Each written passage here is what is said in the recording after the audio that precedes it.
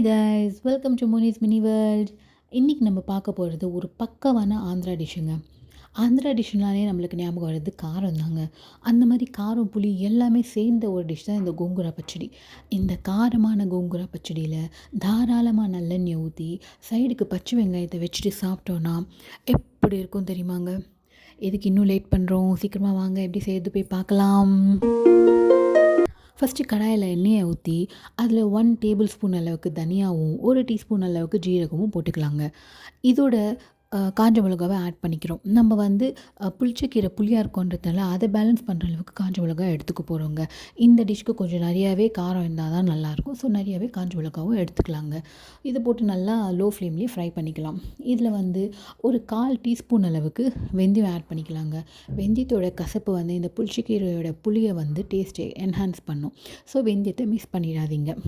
இது வந்து நல்லா லோ ஃப்ளேம்லேயே ஃப்ரை பண்ணிக்கலாம். இந்த பாருங்கள், இந்த காஞ்ச மிளகாவுடைய கலர் லைட்டாக சேஞ்ச் ஆகிட்டு நல்லா ஷைனியாக எவ்வளோ சூப்பராக இருக்குது பார்த்தீங்களா? இந்த மாதிரி இந்த ஸ்டேஜில் வந்து நல்ல ஒரு அரோமா வரும், ஃப்ளேவர். அந்த அரோமா வந்ததுக்கப்புறமா இதை ஒரு பிளேட்க்கு ட்ரான்ஸ்ஃபர் பண்ணி எடுத்து வச்சிடலாங்க.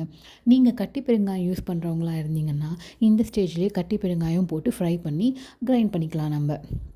நான் வந்து இந்த டிஷ்க்கு வந்து ஒரு பெரிய கட்டளவுக்கு புளிச்சக்கீரை எடுத்திருக்கேங்க. பாருங்கள், நல்லா அது வந்து ஒரு 4-5 வாட்டி வாஷ் பண்ணிவிட்டு எடுத்திருக்கேன். என்னுடைய கையில் வந்து ஒரு 3 புடி அளவுக்கு கீரை வந்திருக்கு. இது மாதிரி இந்த கீரையை வந்து நம்ம நல்லா குக் பண்ணிக்கணுங்க. சும்மா கலர் சேஞ்ச் பண்ணால் போதும், சேஞ்ச் ஆனால் போதும் அந்த மாதிரி இல்லாமல் நல்லா மேஷ் ஆகணும். அந்த அளவுக்கு கவர் குக் பண்ணிக்கலாம். மூடி வச்சு நம்ம குக் பண்ணிக்கலாங்க. இது குக் ஆகட்டும். அதுக்குள்ளே நம்ம போயிட்டு சில்லிஸை வந்து கிரைண்ட் பண்ணிடலாங்க. சில்லிஸ் வந்து நல்லா ஆறுனதுக்கப்புறமா இதில் வந்து நான் சொன்னேன் இல்லைங்களா, பெருங்காயம் போடுறவங்களா இருந்தீங்கன்னா இந்த ஸ்டேஜில் பெருங்காயத்தையும் போட்டு கிரைண்ட் பண்ணிடலாம். கட்டி பெருங்காயத்தையும் ரோஸ்ட் பண்ணி கிரைண்ட் பண்ணி எடுத்துக்கலாங்க. இதில் கொஞ்சம் கல் உப்பும் போடணும், அதையும் மறக்காமல் போட்டுருங்க. போட்டதுக்கப்புறமா நல்லா கிரைண்ட் பண்ணி நல்ல பவுடர் ஆக்கி எடுத்து வச்சிடலாம். இப்போ பாருங்கள், நான் சொன்னேன் இல்லைங்களா, இந்த புளிச்சக்கீரை வந்து நல்லா மேஷ் ஆகணும். இது நம்ம கையில் எடுத்தாலே நல்லா அப்படியே சட்னி மாதிரி ஆகிடும். அந்த அளவுக்கு இந்த மாதிரி பண்ணி எடுத்து வச்சுக்கோங்க.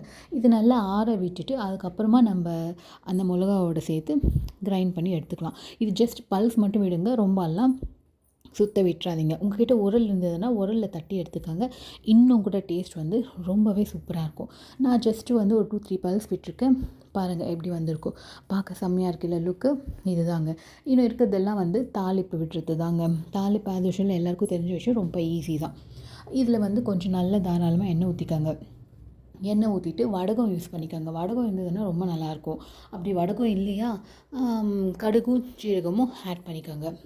அதுக்கப்புறம் நான் ஒரு 3 பல் பூண்டு போட்டிருக்கேன். உங்களுக்கு நிறைய பூண்டு வேணும்னா அதுவும் ஆட் பண்ணிக்கலாம். தட்டி போட்டுக்கோங்க. ஆனால் தட்டி போட்டுட்டு காஞ்ச மிளகா கருவேப்பிலை போட்டு நான் இந்த ஸ்டேஜில் வந்து பெருங்காயத்தை ஆட் பண்ணுறேன். ஏன்னா நான் தூள் தான் போட போகிறேன், அதனால் இந்த ஸ்டேஜில் ஆட் பண்ணிக்கிறேங்க.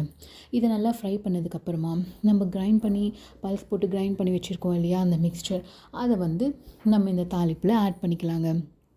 ஆட் பண்ணி நல்லா இந்த ஆயிலெல்லாம் வந்து அந்த மிக்ஸ்சர் அப்சர்வ் பண்ணுற அளவுக்கு நல்லா மிக்ஸ் பண்ணிக்கலாம்.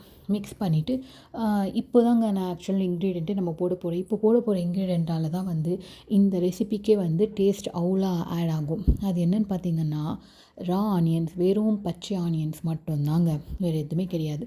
பச்சை ஆனியன்ஸை வந்து சின்ன சின்னதாக இல்லாமல் கொஞ்சம் பெரிய சைஸாக கட் பண்ணி இதில் ஆட் பண்ணிக்கணும்.